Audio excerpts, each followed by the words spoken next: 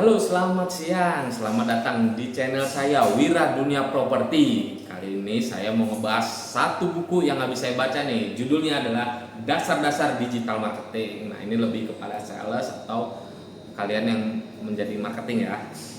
Oke, buku ini saya baca dari Google Ebook Playbook ya. Bisa kalian dapatkan secara gratis.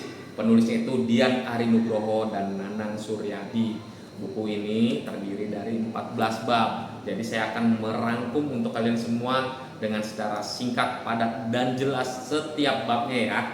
Jadi simak baik-baik.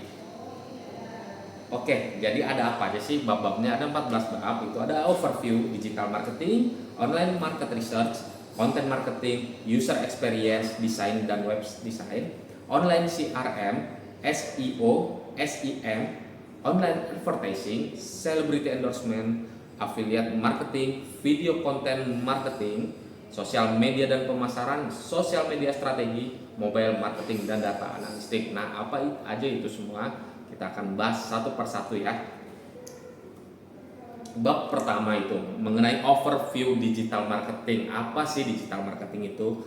Digital marketing itu adalah pemasaran dengan memanfaatkan teknologi, internet, dan media digital lainnya ya. Nah, untuk zaman sekarang itu adalah pilihan yang tepat banget dibandingkan mungkin zaman konvensional. Jadi perbedaannya itu sangat mendasar antara pemasaran digital dengan pemasaran tradisional. Salah satunya adalah interaktif, real time, biaya lebih efisien dan hasil lebih terukur kalau kalian menggunakan digital marketing.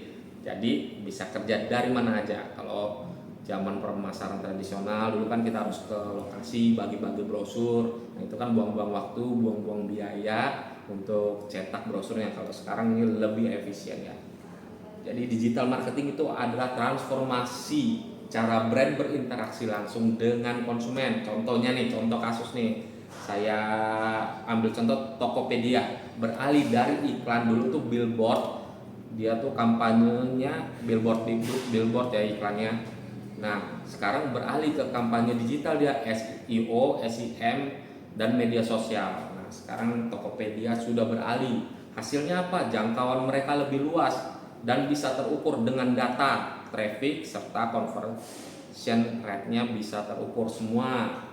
Jadi intinya dari overview digital marketing adalah memberikan dasar pemahaman tentang apa itu digital marketing, menunjukkan alasan kenapa digital marketing itu penting di era saat ini.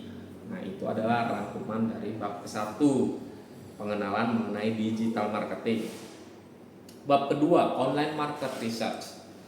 Nah, ini apa sih riset pasar nih? Jadi, pentingnya riset pasar digital sebelum menyusun strategi.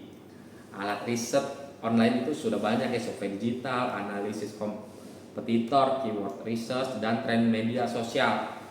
Nah, data ini tuh membantu kita untuk memahami kebutuhan konsumen dan perilaku audiens kita atau perilaku konsumen kita. Contoh, Gojek menggunakan riset online. Untuk apa tuh? Untuk melihat tingginya kebutuhan transportasi murah di kota besar. Nah, itu adalah cikal bakal dari lahirnya layanan GoRide dan GoFood.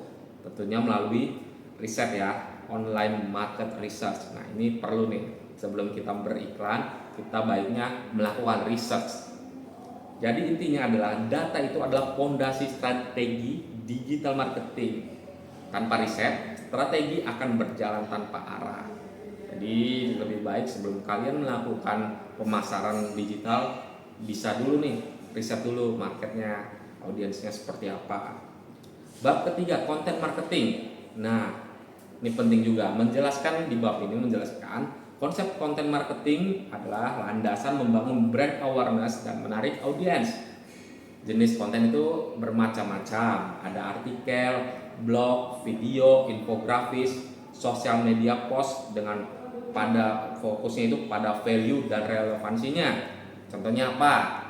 Traveloka rutin membuat artikel blog tentang tips liburan, destinasi, dan wisata. Hasilnya, blog mereka masuk peringkat atas Google. Traffic organik dan penjualan tiketnya itu meningkat.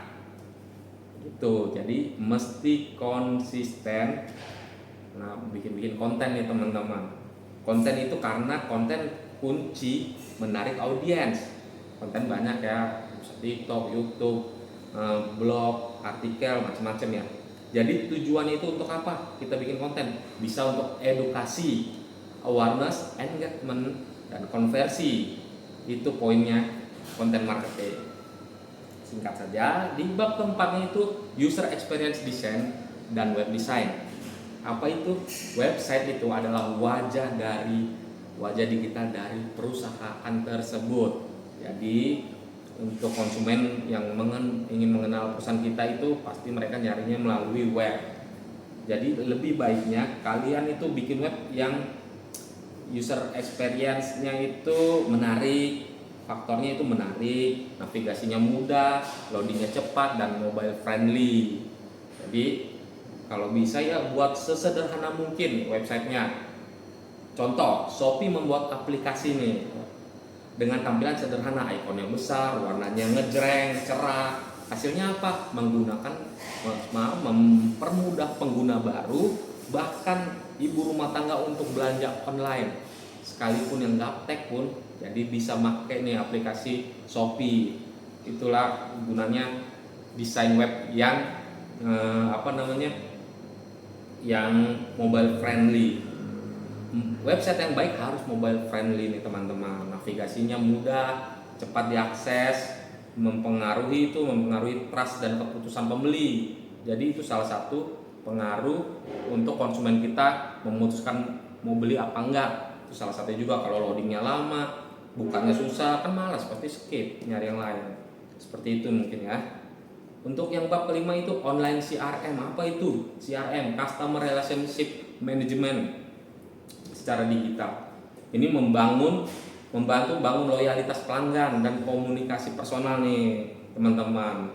Toolsnya banyak nih, ada Salesforce, HubSpot, Zoho, dan sebagainya.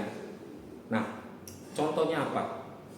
Starbucks memakai aplikasi mobile untuk mengatur kartu member mereka dan reward. Hasilnya pelanggan lebih loyal.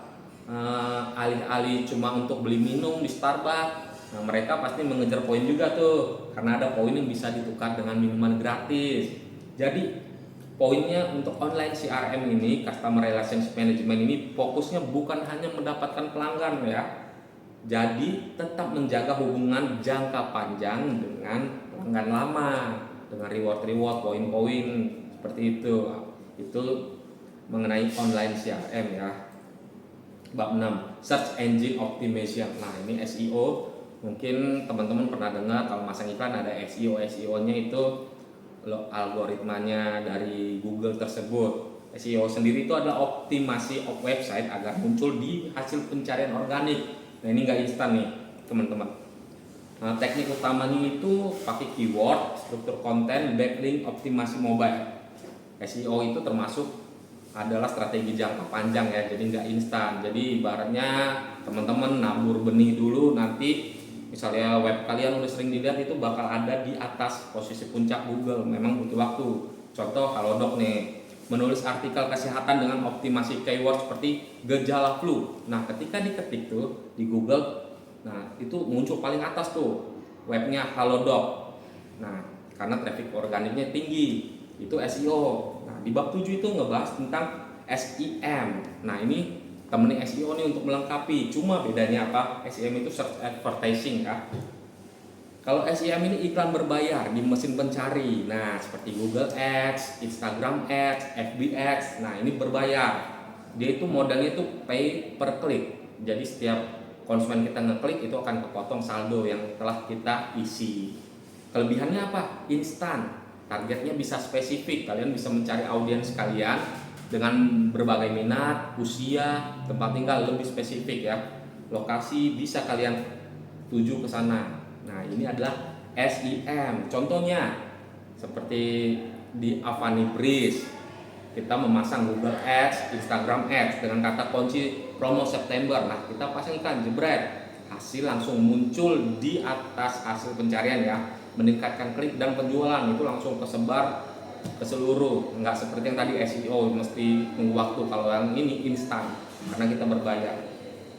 Baik, Selanjutnya di bab 8 itu ada online advertising. Apa ini?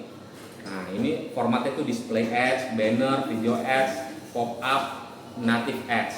Nah, ini bisa ditempatkan di portal berita nih. Kalau teman-teman bisa ditaruh di YouTube atau Instagram. Kadang kan kalau teman-teman nonton YouTube nih yang belum premium, ada loncat iklan tuh, suka ada lewat iklan. Nah, itu online advertising teman-teman. Harus dipadukan dengan targeting yang tepat agar tidak dianggap spam. Jadi harus menarik lah, harus ada hooknya itu, 3 detik pertama penting itu. Nah, contohnya seperti ini, Samsung menayangkan iklan di YouTube untuk peluncuran Galaxy Z Fold. Hasilnya apa? Jangkauan luas, engagementnya tinggi dari pengguna muda. Nah, jadi apa itu online advertising? Online advertising itu fungsinya untuk memperluas jangkauan promosi dengan format visual dan interaktif. Itu online advertising dari buku ini ya. Bab 9. Nah, dalam digital marketing itu banyak sekali ya. Bisa kita memakai celebrity endorsement juga untuk meningkatkan penjualan kita, teman-teman. Apa itu celebrity endorsement? Itu brand menggunakan public figure ya, untuk meningkatkan kepercayaan dan daya tarik produk kalian. Jadi artis yang dipilih atau celebrity endorsement yang dipilih itu harus sesuai dengan citra brand kita agar tidak kontraproduktif. Nah, menggunakan selebritas untuk meningkatkan brand awareness.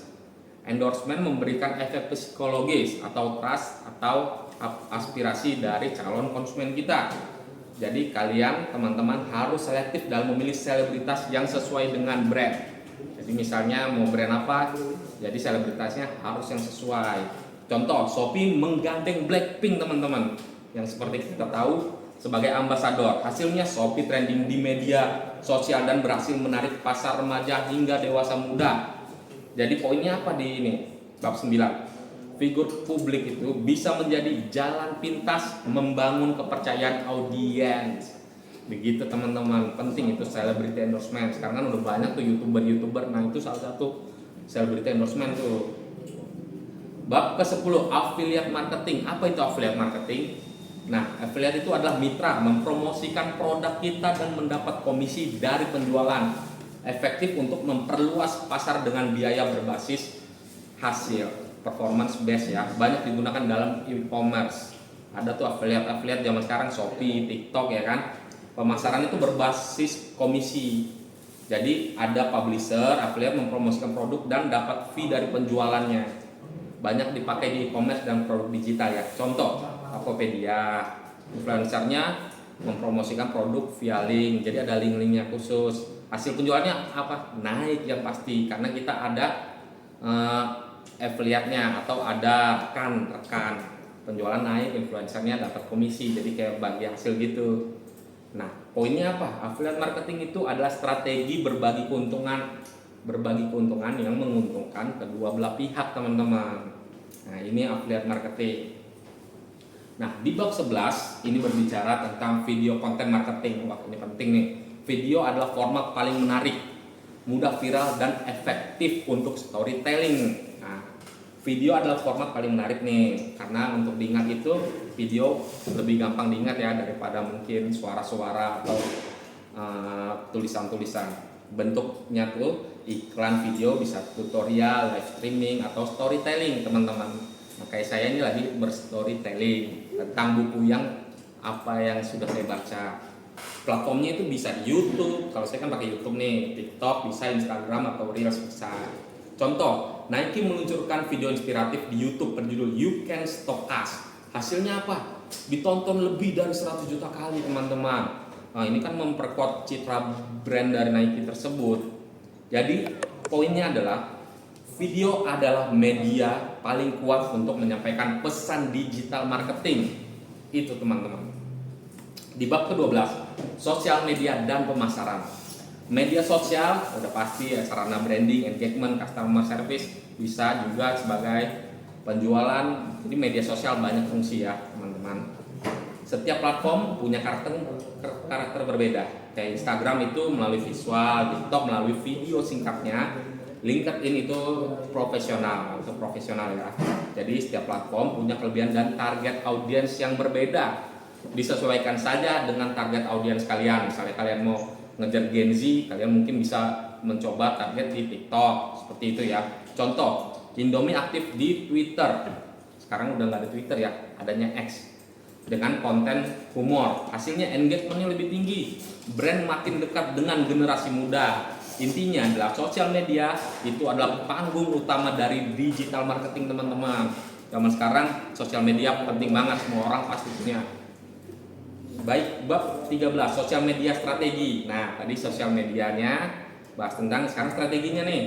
Strategi media sosial itu harus terencana, terukur, dan ada perencanaan kontennya nih, jadwal, interaksi, dan evaluasi.